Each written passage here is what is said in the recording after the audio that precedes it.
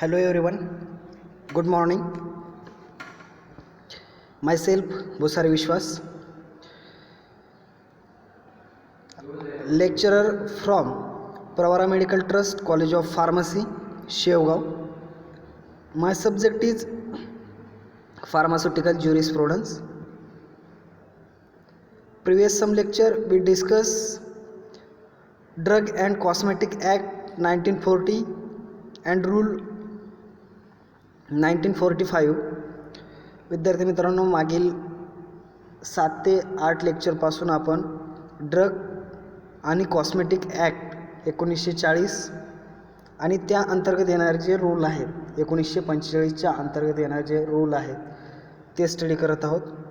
आजच्या या लेक्चरमध्ये आपण जे रिमेनिंग पॉईंट्स आहेत ते स्टडी करणार आहोत. त्यामध्ये फर्स्ट पॉईंट आहे the description to be displayed on a premises. In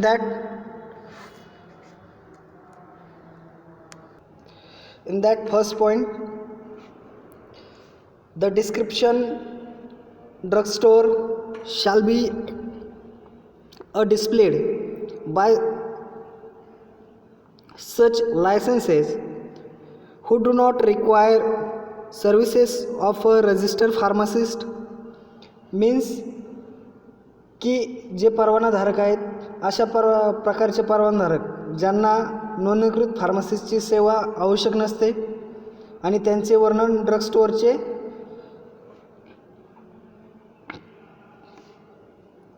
त्यानंतर नेक्स्ट वन आहे chemist and druggist licences who employ the services of a qualified person but who do not maintain a pharmacy for compounding against the prescription. Chemist असेल आणि druggist असेल, केवळ जे chemist आहेत, chemist आणि druggist केवळ परवानाधारक किंवा जे एखाद्या योग्य व्यक्तीच्या ज्या सेवा वापरतात पण ज्यांना प्रिस्क्रिप्शन विरुद्ध कंपाऊंडिंग करण्यासाठी फार्मसी नाही. केमिस्ट आणि ड्रगिस्ट काय केवळ परवानाधारक किंवा जे एखाद्या योग्य व्यक्तीच्या सेवा वापरतात पण ज्यांना प्रिस्क्रिप्शन विरुद्ध कंपाऊंडिंग करण्यासाठी फार्मसी नाही. हा आहे बी पॉईंट्स. त्यानंतर C points pharmacist, dispensing chemist or pharmaceutical chemist displayed by license who employ the services of a registered pharmacist and maintain a pharmacy for compounding against prescription. Pharmacist, dispensing chemist किंवा pharmaceutical chemist नोंदणीकृत फार्मसिस्टची सेवा वापरणाऱ्या आणि नियमाविरुद्ध compounding करण्यासाठी pharmacy ठेवणाऱ्या परवानाधारक जे आहेत त्या परवानाधारकाद्वारे प्रदर्शित केले जातात. काय सांगितलं थर्ड पॉईंटमध्ये, काय प्रदर्शित केलं जातं किंवा फार्मसी असेल, फार्मासिस्ट असेल, डिस्पेन्सिंग केमिस्ट असेल, जो डिस्पेन्स करणारा असेल तो डिस्पेन्सिंग केमिस्ट असेल, फार्मास्युटिकल केमिस्ट असेल, नोंदणीकृत फार्मसिस्टची जी सेवा वापरणाऱ्या आणि नियमाविरुद्ध कंपाऊंडिंग करण्यासाठी फार्मसी ठेवणाऱ्या परवानाधारकाद्वारे प्रदर्शित केले जातात. त्यानंतर नेक्स्ट पॉईंट आहे के पॉईंट्स. द लायसेन्सेस शाल maintain and inspection book in form number 35 or form 35 to enable an inspector to record his impression and defects notice. जे के सांगितले, जो निरीक्षक असेल किंवा त्या निरीक्षकाची छाप किंवा दोष लक्षात येण्यासाठी परवाना जो फॉर्म आहे 35 त्यामध्ये तपासणी पुस्तक ठेवतील. त्यामध्ये काय असेल, तपासणी पुस्तक ठेवलेले असतील. कशासाठी? निरीक्षकाची छाप, त्याचबरोबर दोष लक्षात येण्यासाठी जे फॉर्म 35 आहे त्यामध्ये तपासणी बुक्स ठेवलेले असतील किंवा ठेवतील. त्यानंतर point L, no drug shall be sold or stock by the license after the date of expiration of potency, register on label, container or wrapper, or in violation of any statements or direction recorded on such container or wrapper, or in violation of any statements or direction recorded on such container. जर परवानाधारक असेल आणि परवान्याची मुदत संपल्यानंतर, कशाची? परवान्याची मुदत संपल्यानंतर लेबल, कंटेनर किंवा रॅपरवर नोंदणीकृत किंवा अशा कंटेनर किंवा रॅपरवर नोंदवलेल्या कोणत्याही ज्या निवेदनातून किंवा दिशानिर्देशांचे उल्लंघन करून किंवा नोंदवलेल्या कोणत्याही दिशानिर्देशांचे उल्लंघन करून जर परवानाधारकाकडून कोणतेही औषध विकले जात असेल किंवा साठवले जात असेल, असे औषध विकले जाऊ नये किंवा ते औषध साठवले जाऊ नये याच्याशी रिलेटेड आहे. जर त्या ड्रगची मुदत जर परवान्याची मुदत संपल्यानंतर परवान्याची मुदत संपल्यानंतर त्या परवानाधारकाकडून, त्या लायसन धारकाकडून कोणतेही ड्रग विकले जाऊ नये किंवा त्याचे साठवण करू नये. त्यानंतर आहे but in case of any such drug, if licence has taken step with manufacturer or his representative for withdrawal, reimbursement or disposal of the same, such drug may be stock after the date of expiration of potency until its withdrawal, reimbursement or disposal as the case of may be subject to condition that the same should be stored separately from the trade stock, and all such drugs should be kept in packages or cartons, the top of which display prominently the words not for sale. परंतु अशा कोणत्याही औषधाच्या बाबतीत जर परवानाधारकांनी त्यास पैसे काढण्यासाठी, प्रतिपूर्तीसाठी किंवा त्यांच्या विल्हेवाट लावण्यासाठी उत्पादकाशी किंवा उत्पादक म्हणजे काय, जो मॅन्युफॅक्चरर आहे किंवा त्याच्या प्रतिनिधीबरोबर काही पावले उचलली असतील, तर अशा औषधाचे सामर्थ्य संपुष्टात येईपर्यंत, औषध परतफेड किंवा विल्हेवाट लावण्यापर्यंत साठा केला जाऊ शकतो. असेही असू शकते की ते सामान व्यापाऱ्याच्या साठ्यातून वेगळे ठेवावे. परंतु काय केलं पाहिजे, जर त्या मॅन्युफॅक्चरर्सची जर त्याने काही पावलं उचलली असली त्याच्या साठ्याबद्दल, तर जे एक्सपायरी डेट संपलेले औषध आहे त्याचा साठा वेगळा केला गेला पाहिजे आणि रेग्युलर ज्या ड्रगची एक्सपायरी डेट संपलेली नाही असा ड्रगचा साठा वेगळा केला गेला पाहिजे. आणि त्यावर मुख्यत्वे काय लेबल लावून दर्शवले पाहिजे की हे ड्रग कशासाठी नाही, सेल करण्यासाठी नाही किंवा विक्रीसाठी हे ड्रग नाही, ज्याची एक्सपायरी डेट संपलेली आहे असे drug. Date of expiration of potency means recorded on a label or container up to which the substance may retain potency may not acquire toxicity greater than permitted. Then next one आहे M, the drugs intended for distribution to the medical profession as free sample which bears the label physician sample not for sale, or drug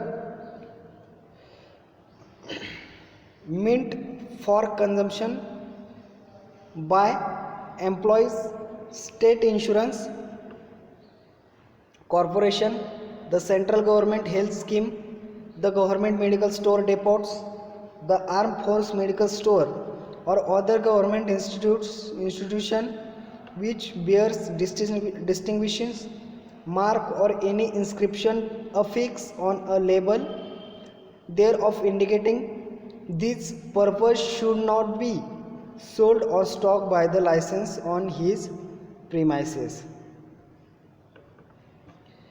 म्हणजेच काय की वैद्यकीय व्यवसायात जो medicinal practitioner किंवा profession आहे त्या वैद्यकीय व्यवसायात जे सॅम्पल आहेत, जे विनामूल्य नमुना म्हणून जे सॅम्पल वितरित केले जातात किंवा ते वितरित करण्याच्या उद्देशाने औषधे, त्याच्यावर काय लिहिलेलं पाहिजे की ते फिजिशियन नमुना आहे आणि तो विक्रीसाठी नाही असे लेबल त्यावरती असणे आवश्यक आहे. कुठल्या प्रकारचे लेबल असणं आवश्यक आहे तर तो एक फिजिशियन नमुना आहे आणि त्याची विक्री केली जाऊ शकत नाही किंवा तो विक्रीसाठी नाही हे त्यावरती मेन्शन केलं गेलेलं पाहिजे.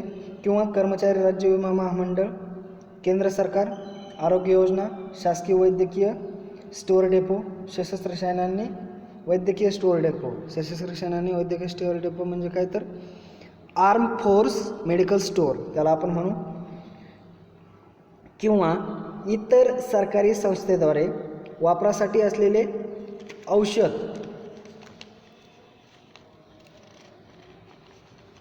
जे आहे त्या ज्यामध्ये या हेतूने दर्शवणाऱ्या लेबलवर त्या आवारात काय केलं नाही पाहिजे की त्या परवान्याद्वारे त्याची विक्री किंवा साठा नाही केला पाहिजे. कशाचा साठा केला नाही पाहिजे? जे सॅम्पल आहे, जे फिजिशियन सॅम्पल आहे त्या फिजिशियन सॅम्पलची विक्री केली जाऊ शकत नाही हे त्याच्यावरती मेन्शन केलं पाहिजे. आणि त्याचा साठा किंवा विक्री कुठे केली जाऊ शकत नाही की जे स्टेट इन्शुरन्स कॉर्पोरेशन असेल, the central government health scheme असेल किंवा गव्हर्नमेंट मेडिकल स्टोअर डिपोट्स असतील, the arm force medical store and other government institutes असेल. एखादा जर त्याच्यामध्ये लेबलवर काय असेल चिटकवलेला शिलालेख असेल किंवा विशिष्ट शिलालेख त्याच्या आवारात परवानाद्वारे काय केली जाऊ शकत नाही, विक्री किंवा त्याचा साठा होऊ नये. त्यानंतर this rule is not applicable to licence appointed as approved chemist by the state government under the employees states insurance scheme for drugs meant for drugs consumption under this scheme. म्हणजेच काय की ज्या या नियमावलीनुसार काय केलं गेलं पाहिजे की परवानाधारकांना ह्या नियमावली लागू नाही. जे या योजनेअंतर्गत काय केले उपभोगासाठी असलेले ज्या औषधासाठी कर्मचारी राज्य विमा योजनेअंतर्गत राज्य शासनाने काय मंजूर केले गेलेले आहे की केमिस्ट म्हणून त्यांना काय केलं गेलेलं आहे, नियुक्त केलेलं आहे. केमिस्ट म्हणून नियुक्त केलेलं आहे. कोणी नियुक्त केलेलं आहे तर राज्य विमा योजनेअंतर्गत राज्य शासनाने मंजूर केमिस्ट म्हणून त्यांना नियुक्त केलं गेलेलं आहे. त्यानंतर पॉईंट्स आहे any drug supplied by retail in container other than one in which manufacturer has marketed the drug shall be made only by dealers who employ service of qualified person and such supply should be made under direct supervision of qualified person in envelope or other suitable wrapper or container showing following particulars label. जर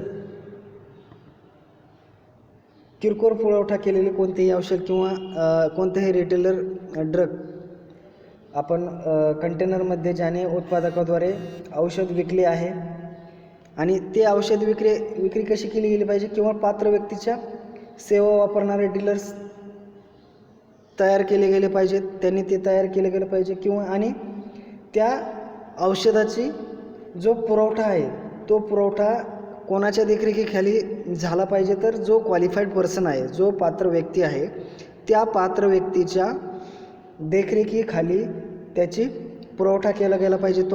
त्या ड्रगचा पुरवठा केला गेला पाहिजे. कशामध्ये पुरवठा केला पाहिजे किंवा एनव्हलप किंवा इतर योग्य रॅपर असतील किंवा सुटेबल जे कंटेनर असेल त्या रॅपरमध्ये, एनव्हलपमध्ये किंवा कंटेनरमध्ये त्या ड्रगचा पुरवठा गेला पाहिजे आणि तो पुरवठा पात्र व्यक्तीच्या देखरेखीखाली गेला पाहिजे. परंतु हा पुरवठा केला जात असताना त्यामध्ये काही फॉलोइंग पर्टिक्युलर्स लेबलवर असणं गरजेचं आहे. त्यामध्ये फर्स्ट वन आहे नेम ऑफ द ड्रग, त्या ड्रगचं नाव त्या लेबलवर असणं गरजेचं आहे. त्याच्यानंतर त्या ड्रगची क्वांटिटी, आपण किती क्वांटिटीमध्ये तो ड्रग सप्लाय करणार आहोत त्या ड्रगची क्वांटिटी, त्याचं पुरवलेलं प्रमाण त्यामध्ये असणं गरजेचं आहे. आणि the name and addresses of the dealer, त्या डीलरचे नाव आणि त्याचा पत्ता त्या ठिकाणी असणं गरजेचं आहे. त्यानंतर नेक्स्ट पॉईंट आहे storage of drugs for veterinary use. Next point आहे storage of drugs for veterinary use. The medicines for treatment of animals kept in retail shop and label with the words not the human use for treatment of animal only and should be stored in cupboard or a drawer reserved solely for storage of veterinary drugs or in a part of premises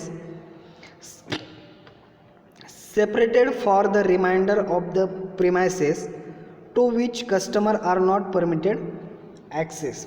आता storage of veterinary ड्रग्समध्ये काय सांगितलं की जे असे drug किरकोळ दुकानात जे drug ठेवलेले आहेत किंवा रिटेलर शॉपमध्ये जे ड्रग ठेवलेले आहेत, जे ड्रग ह्युमन यूजसाठी नाहीत आणि ते फक्त ॲनिमल यूजसाठी आहेत, म्हणजे ते व्हेटरनरी ड्रग, त्यावरती काय मेन्शन गेलेलं पाहिजे की हे ड्रग ह्युमन यूजसाठी नाहीत आणि ते फक्त ॲनिमलच्या ट्रीटमेंटसाठी आहेत, हे मेन्शन केलं गेलेलं पाहिजे. आणि त्याचं स्टोअर कुठे केलं पाहिजे, कबर्डमध्ये केलं गेलं पाहिजे.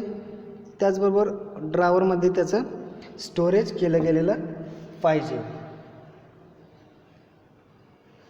ते फक्त कपाटात किंवा कबड म्हणजे कपाटात किंवा केवळ पशुवैद्य किंवा औषधाच्या साठवणुकीसाठी राखून ठेवलेल्या ड्रावरमध्ये ठेवले गेले पाहिजेत आणि त्या जागेवर ग्राहकांना प्रवेश करण्याची परवानगी नाही.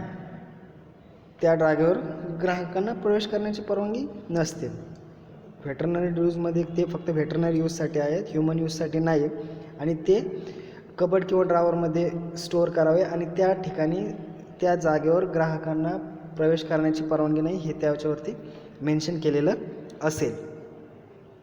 त्यानंतर नेक्स्ट पॉईंट आहे supply of schedule X drug. X ड्रगचं सप्लाय त्याच्याशी कसा केला गेला पाहिजे किंवा रिलेटेड पॉईंट्स आहे एक्स ड्रग्सशी रिलेटेड. शेड्यूलचे एक्स ड्रग आहेत, शेड्यूल एक्सनुसार त्याचा सप्लाय कसा गेला पाहिजे याच्याशी रिलेटेड आहे. The drugs specified in schedule X shall be supplied only on prescription of registered medicinal practitioner and such prescription should be duplicate one copy which is retained by licence and preserve at least for 2 years. म्हणजेच काय की जे schedule एक्सचे drug आहेत त्याचं supply कसं गेलं पाहिजे, जे नोंदणीकृत रजिस्टर्ड मेडिसिनल प्रॅक्टिशनर आहेत त्यांनी प्रेस्क्राईब केल्याच्या नंतरच आपण काय करू शकतो की शेड्यूल एक्स अंतर्गत जेवढे ड्रग येत असतील ते ड्रग आपण प्रेस्क्राईब करू शकतो. परंतु ते प्रेस्क्राईब करत असताना जी लिहिलेली नक्कल असेल, त्याची डुप्लिकेट कॉपी असेल, त्या प्रिस्क्रिप्शनची एक डुप्लिकेट कॉपी ही लायसन्स धारक जो आहे, जो परवानाधारक आहे त्याच्याकडे ॲटलिस्ट 2 वर्षे त्याने जपून ठेवली पाहिजे. शेड्यूल एक्सचं प्रिस्क्रिप्शन हे फक्त कोण करू शकतं की जे रजिस्टर मेडिसिनल प्रॅक्टिशनर आहेत ते प्रेस्क्राईब करू शकतात आणि त्याची एक डुप्लिकेट कॉपी प्रिस्क्रिप्शनची ही जो परवानाधारक लायसन धारक आहे त्याच्याकडे ॲटलिस्ट 2 वर्ष जपून ठेवली गेली पाहिजे. Unless otherwise stated in prescription by the prescriber such drugs must not have be dispensed more than once. आणि हे ड्रग एका वेळेपेक्षा जास्त वेळेस डिस्पेंड करू नये. The supply of drug specified in schedule X shall B recorded at the time of supply in a bound and serially page number register and specially maintain for the purpose and separated page shall be allotted for each drug and following particular shall be entered in the register. हे जे drug आहे किंवा प्रिस्क्रिप्टरने लिहून दिलेल्या प्रिस्क्रिप्शनमध्ये एकापेक्षा जास्त वेळेस prescription दिली जाऊ नये हे सेकंड पॉईंटमध्ये बघितलं. आणि त्यानंतर नेक्स्ट पॉईंटमध्ये आपण पाहणार आहोत की औषधाचा पुरवठा आणि कशा प्रकारे केला पाहिजे. अनुक्रमे पानाच्या क्रमांकाच्या रजिस्टरमध्ये त्याची नोंद ठेवली पाहिजे.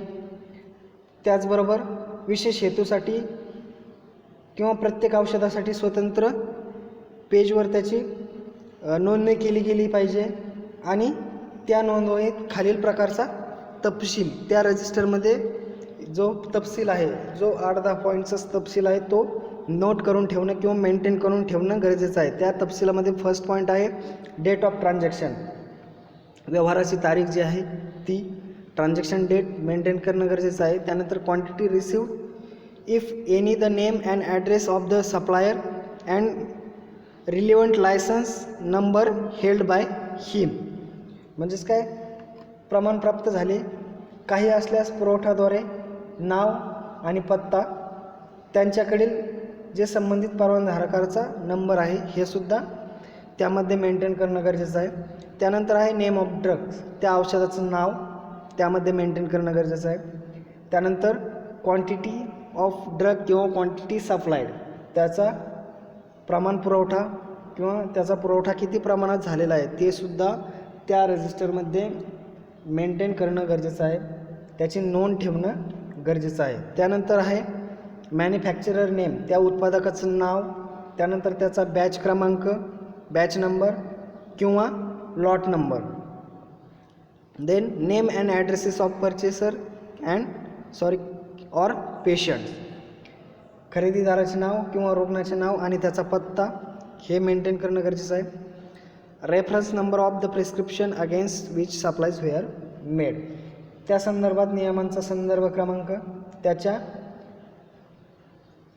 मध्ये मेंटेन केला गेला पाहिजे. त्यानंतर bill number, date in respect of purchase and supplies made by him, त्यांच्याकडून केलेल्या खरेदी व पुरवठा संदर्भात विक्री क्रमांक आणि त्याची तारीख हे सर्व त्यामध्ये मेंटेन केलं गेलं पाहिजे. आणि लास्ट वन आहे सिग्नेचर ऑफ क्वालिफाईड पर्सन, आणि त्या क्वालिफाईड पर्सनची सिग्नेचर त्यामध्ये असणं गरजेचं आहे. हे 10 पॉईंट त्यामध्ये नोट करणं गरजेचं आहे. त्यामध्ये असेल डेट ऑफ ट्रान्झॅक्शन, त्यानंतर क्वांटिटी रिसिव्ड असेल, त्यानंतर नेम ऑफ द ड्रग असेल, त्यानंतर क्वांटिटी सप्लाईड असेल, नेक्स्ट वन असेल मॅन्युफॅक्चरर नेम, बॅच नंबर और lot number, name and addresses of purchaser और patient, reference number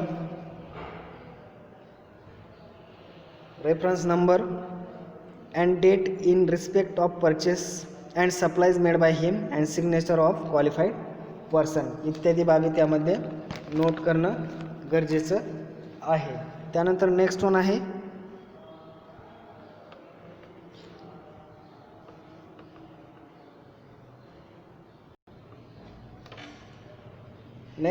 additional information to be furnished by an applicant for license to the licensing authority. The applicant for the grant of licenses or any person granted a license for the sale of drugs shall on demand furnish to the licensing authority before the grant of the license or during the period of license in force documentary evidence in respect of the ownership of the occupation or rental or other basis of the premises specified in application for licenses or in the license granted constitution of the firm or any other relevant matter which may be required for the purpose of verifying correctness of the statement by the applicant or license.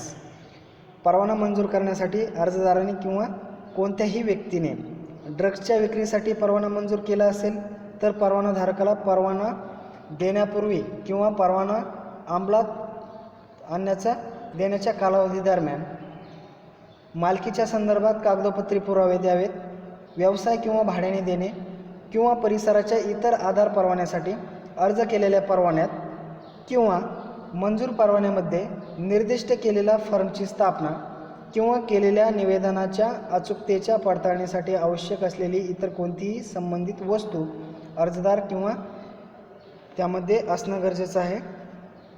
Next one आहे cancellation and suspension of licences. The licensing authority may, after the giving the license an opportunity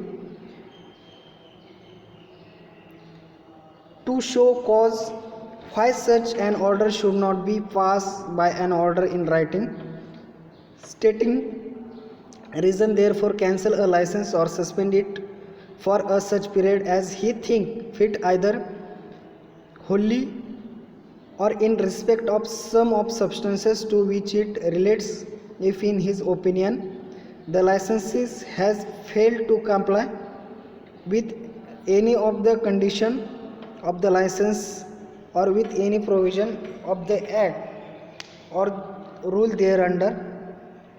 त्यामध्ये काय सांगितलं की जे परवानाधारक असतील, परवानाधारकास कारण सांगून अशा आदेशाद्वारे लेखी ऑर्डर का पुरवली जाऊ नये हे सांगायची संधी दिल्यास परवाना रद्द करू शकतो किंवा त्याला पूर्णतः त्यानुसार योग्य वाटेल अशा कालावधीसाठी त्याला काय करू शकतो, निलंबित करू शकतो.